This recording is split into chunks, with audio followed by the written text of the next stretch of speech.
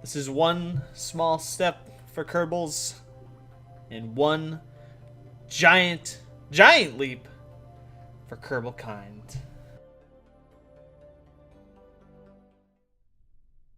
Hello and welcome, friends. My name is Frenzy here, bringing you more Kerbal Space Program 1.0 career series. And today we're jumping right in. We're gonna land on the moon, as you can see in those contracts over there just to the right. So that is our goal for this episode. Probably going to be a little bit of a longer episode, so apologies in advance. I like to try to keep these fairly brief if I can. But we'll see what happens as we jettison those solid rocket boosters. Probably not completely necessary, but I like to get the extra kind of like giddy up to get off the ground. And they're cheap, so why not just take advantage of them, right? So we're just going to get this thing up. This is my moon lander. We have Valentina at the helm, leading the charge toward the moon. For this episode, we're excited for that. She will do good things for sure. So you can see my rocket, pretty straightforward design, probably overbuilt. I tend to overbuild things more so than anything else. We're kind of in an awkward stage, I think, for the tech tree too, where it's kind of not perfect for a moon landing, but you know, Kerbal, you can land just about anything anyway. If you're kind of take your time with it. And so that's kind of what we're going to be hopefully trying to do here. Is just land this very long-looking spaceship on the moon, get some science, fill out that tech tree. Between episodes, I did a little bit of work, just not so much for science, more so just getting some extra funds to upgrade so I can get surface samples, things like that. So again, part of the series is, again, it's going to be kind of like a mini-series, probably no more than 10 episodes to fill out the tech tree. And so as a result of that, I'm going to do some things in between recording. So just a heads up on that, guys. If anything kind of seems strange or out of place, that is why. So we're progressing pretty nicely here in our orbits as we go ahead and separate those liquid fuel boosters. Honestly, I like liquid fuel boosters mainly because you could throttle them. I think that's a big thing. For this craft, it didn't really matter because the engines aren't overly powerful, so I really just had to run them full throttle for the majority of the ascent. But they do have a lot of other benefits too, including those fuel lines, which you could really take advantage of too. They're not as powerful, usually getting you off the ground, but they are very, very nice. They can be very efficient when you have that cross feed from your fuel lines. So, burning here, we have that, oh man, what's it called? The swivel engine? Oh yeah, I always want to call it the LV-45, but I guess I should get in the habit of calling the engines parts by their names. So we have that swivel engine, which is not the most powerful, particularly when you're pushing this much mass. You'll see my thrust-to-weight ratio is starting to pick up a little bit, which is good as we start to descend towards the planet, which is okay. That's not a bad thing. Rockets, when they actually launch, in many cases, they actually start to do that. Granted, they usually will be a little bit higher than this, comparatively. Obviously, Kerbin's a lot smaller, but... So that's okay. We're okay with it as we finally go ahead and make a nice little orbit here. Nothing too crazy. But it should get the job done. And you see the moon on the horizon, not really using a maneuver node. I don't really want to, mainly because it's the moon. For those of you who are unfamiliar, it's pretty easy. You can just, once you see the moon pop up on the horizon, start burning prograde. And that'll get you an encounter with the moon pretty easily. So, very nice little handy tip that I've learned along the way from others and just for playing the game. Still do need to look at the map, though, because we don't know what the heck our encounter is going to look like. So we do need to keep an eye on that. Going forward, so that is something you want to do. It takes about 800 meters a second, delta V, to kind of get an encounter with the moon, I believe, roughly. So that's not too bad, really. You think about it. The next episode, I'll probably go to mid-miss. In some cases, if you're just starting out, mid-miss is actually easier. It may take a little bit of additional delta V to get to mid-miss, but landing on mid-miss is much, much easier due to the low gravity. So it's always a good way to kind of do that. It can be a little bit trickier to get an encounter with. The moon tends to be kind of like, if you're looking at it kind of top down like this, it's almost like it's kind of at a 90 degree angle, or something close to that, where where the moon is based where you are, to your right side there. So yeah, that's kind of how it is. Mid-miss can be a little bit trickier, I think, for the most part. And now we're going to go ahead and do a little bit of science, because we need science. We want to fill out that tech tree. That is our objective for this series, to go ahead and begin to fill out that tech tree. Yeah, so mainly on the agenda, Minmus next, and then after that, I'm thinking maybe Duna. I think that might be the direction I go in. Yes, I probably could get all the science I needed just from the moon, just from Minmus, but that's no fun to me, so I might go do a Duna mission, and then maybe I'll go from there. We'll see how much science I end up getting. If I can do a return mission from Duna, that would be pretty amazing. So that'd probably get me most of the science that I need, but we're going to go ahead and see. I may fool around too with the... I guess like the science processing machines. I'm not really sure what they're called, but I think they're the mobile processing labs. I think there's like a change to that where you can get science from that. As we're why is the craft spinning out under me like that? I don't think I really hit anything to cause it to. Oh, this is gonna be trouble. This is actually spinning fairly fast here. I might need to see if I can. Oh, yeah, this is a challenge to try to grab hold of these little ladder thing here. So I might need to see if I can. I don't know. I have to try to slow this down because this is not a good spin. This is a lot of spin going on too. I don't know why getting out would apply so much force to it. Oh gosh, this is gonna hit me like a bat, isn't it? Oh, okay, we're good. Alright, let's see if I can just kind of use the RCS valve here, just pushing this thing. Actually, I'd probably be better to do it from the top. I don't think doing it at the bottom is necessarily going to slow it down too much here. Oh man, this thing is just coming around like a pendulum, about to knock me out. Oh, okay. Alright, let's push it over. Let's slow this thing down a little bit. Oh, I think that may have slowed it down a little bit. Let's see if I can go ahead and find the ladder, the entrance to get back in this. Yeah, I think that slowed it down a bit. Good, man. Val is just boss, just slowing it down. Sheer momentum. I don't know why I was flipping out like that though. That's bizarre. Science, I'm gonna go ahead and save until I actually land on the moon because I haven't done a lot of science on the moon yet. I'll probably do that between episodes just to get a little bit of science for the things I'll need for Minmus and also start to get for Duna as well. So. I'm gonna save. For this episode, I'll get my science on the moon, even though there's opportunities, as you saw there, to kind of get it around the moon and things like that. But we'll wait. We'll see what we can get done. Make this episode a little bit more interesting by landing here as we begin to burn for orbit, establishing an orbit around the moon. Very nice. That's 100% what we want. Looks pretty good here. Go ahead and bring this apoapse down as much as we can, and I think I'm going to try to land in this crater. I think will be the goal. It's always fun landing in craters, right? Can't hurt. Nice flat place in there. Looks like maybe we'll try to see if we can land around there. But we'll see. This will definitely not be an Apollo-style landing by any stretch of the imagination. We are not leaving a craft in orbit to redock with a rendezvous with when we come back up. Apollo style, not really necessary for landing on the moon by any stretch of the imagination. This is more like a direct descent, or kind of a one-stage descent to the moon, rather. And so we'll go ahead and we'll touch this thing down in this crater. For Duna, I'll probably do more of it's actually really useful to have a kind of a two-stage craft. You have your transfer stage and then having a lander stage that's a little bit more powerful. Duna's nice because it does have an atmosphere. It will slow you down. But for the sake of this, we're just going to go ahead and touch this thing down. We have some landing legs. Again, this is a very tall craft, so I'm a little bit nervous about touching this thing down. As you can see the contracts there, we have a few things that we need to make sure we do in order to get that money. Got to get those funds, right? And I'll go ahead and keep getting... yeah, let me go ahead and get that. The crew report. EVA, I need to be careful here because apparently... Oh, yeah, see, it's already starting to spin, which is not good. I don't know why it is doing that. I know there used to be, I thought they killed, there was like used to be a bug a lot of times when you'd pop out of the pod and it would like smack it and your Kerbal would kind of fly away. I don't know if that's still somewhat lingering.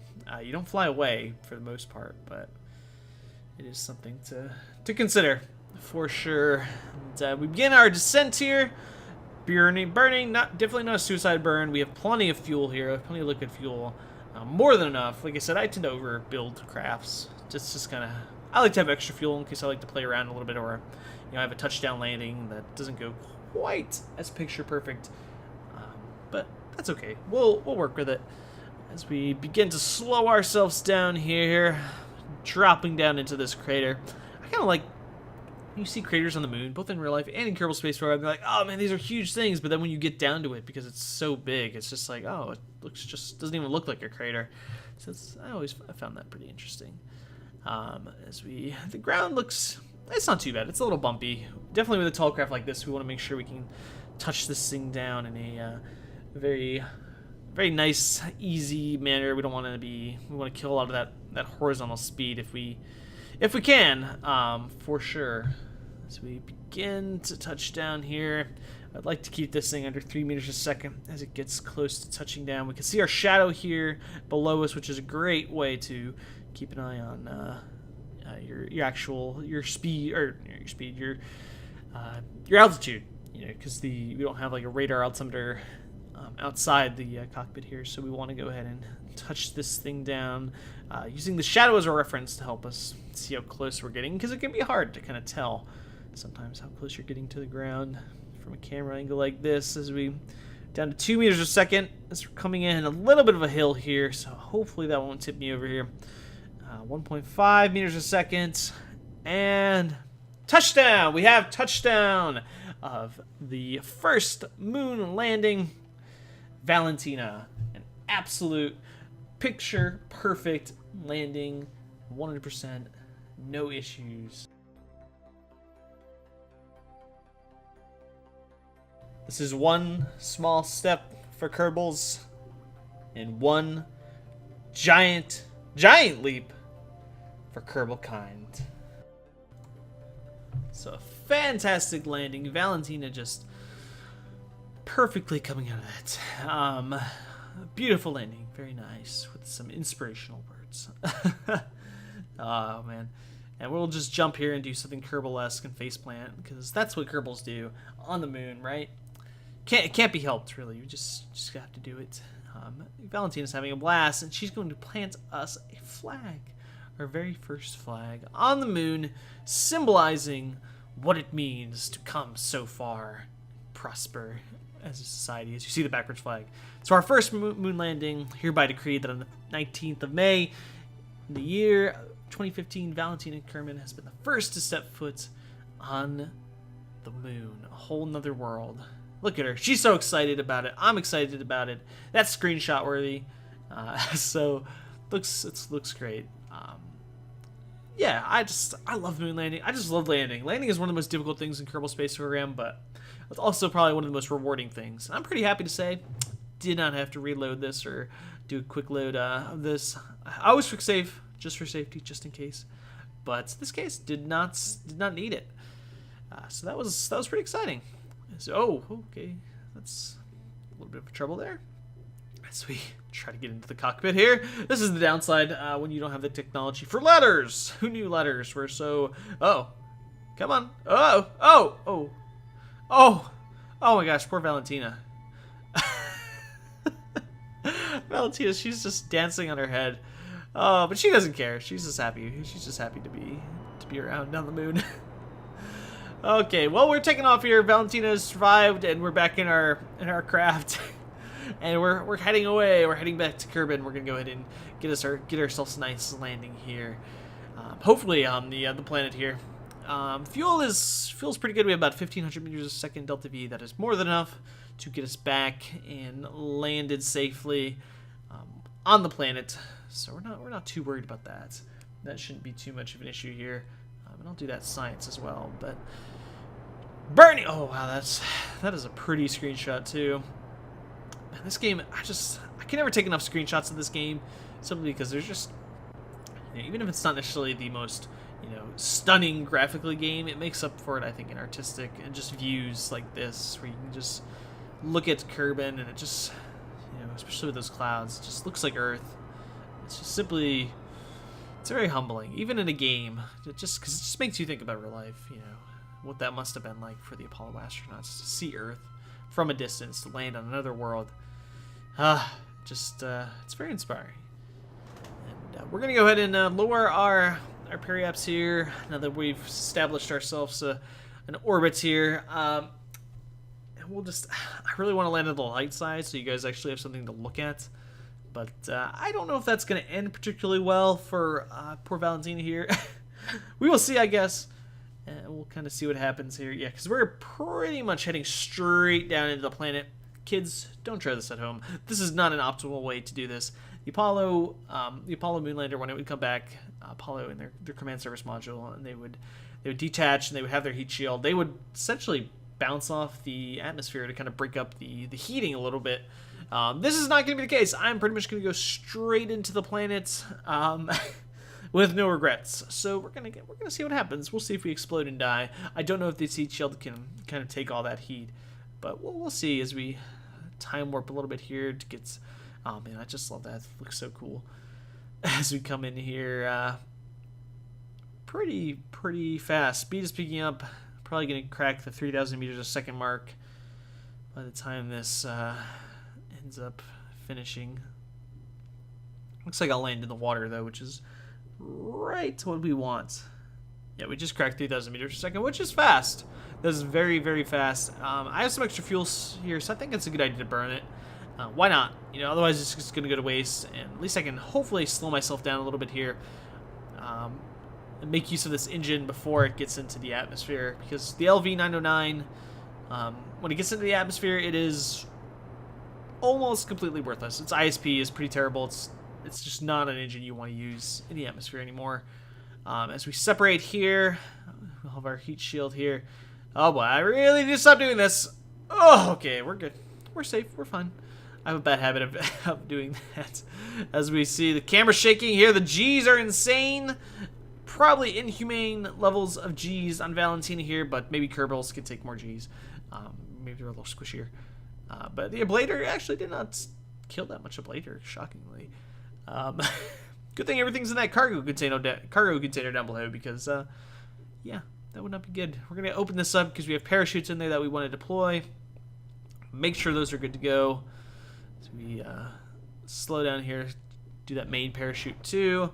Get that thing going as we head down towards the planet. So Valentina survived the onslaught as we see our parachute here wig out. Not surprising. Still a thing, but that's okay.